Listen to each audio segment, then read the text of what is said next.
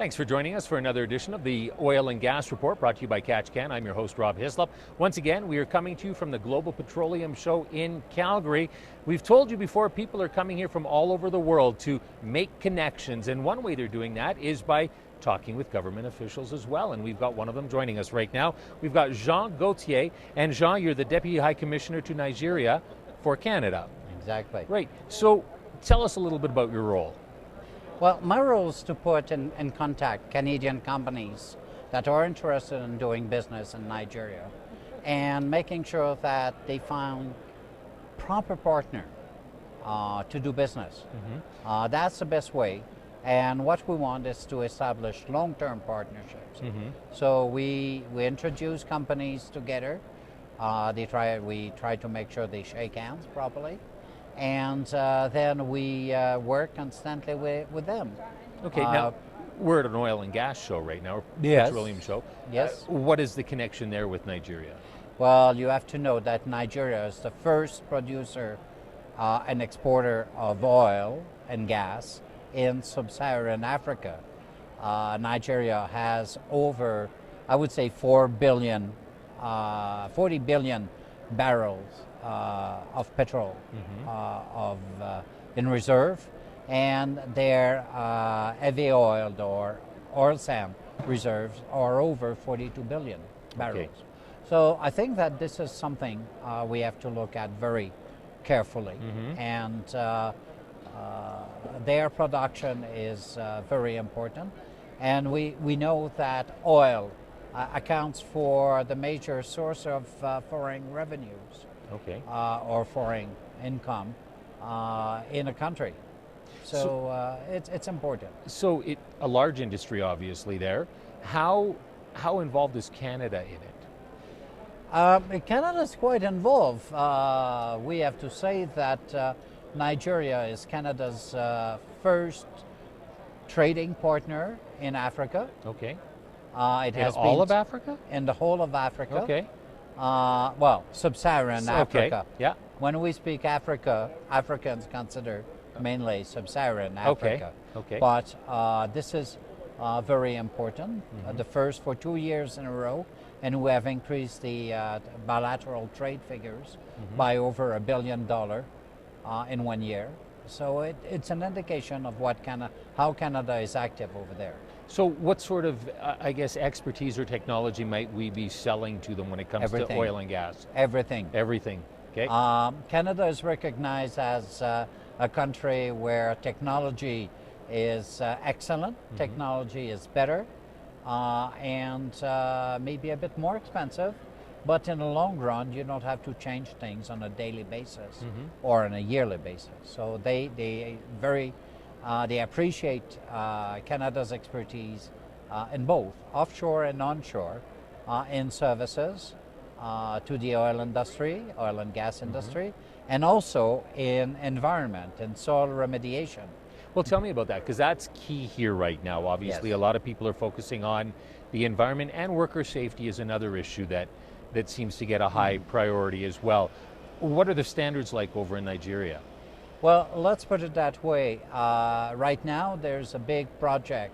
The government has decided to do a big project to clean land in part of the oil and gas patch over there. And the local company has a Canadian partner.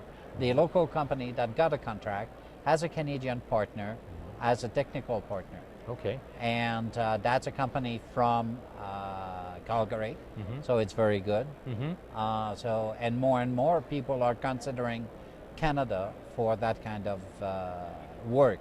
Okay. And that's what they want to do. They want to team up with Canada.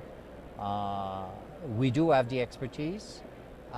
We do have policies that are environmentally friendly, that take care of the communities. We call that CSR. Okay. And also we have a governance that they like, so make us very friendly. Okay. Well, we're chatting with a gentleman who's with the Chamber of Commerce that does business in the States and facilitates, companies going back and forth. He says that the border between Canada and the U.S. is a lot wider than you might think when it comes to doing business in the other country. What is it like for Canadians trying to establish themselves in Nigeria?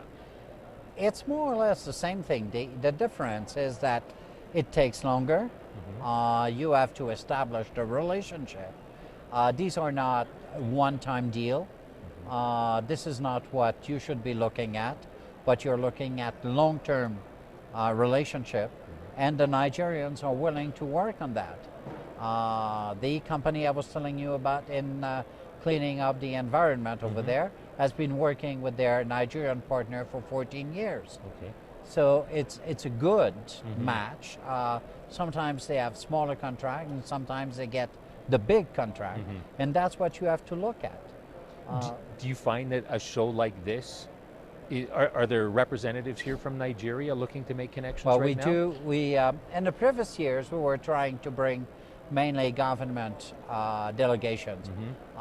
This time we have decided to come on the private sector side, and we have over 20 companies, junior ones, that are extremely interested, and we have one of the major Nigerian company also, Owando, who has been here and talking to all the possible seminars and showcasing Nigeria as a place to invest. Okay. What have they thought of this? I mean, this is the first time I've been to this show. I'm just amazed at how large it is and what it covers. What are these folks thinking as they come and take a look around at what the oil industry means to our province and our country?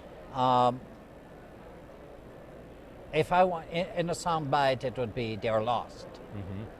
But in fact, they are realizing that we can offer anything and everything that they need.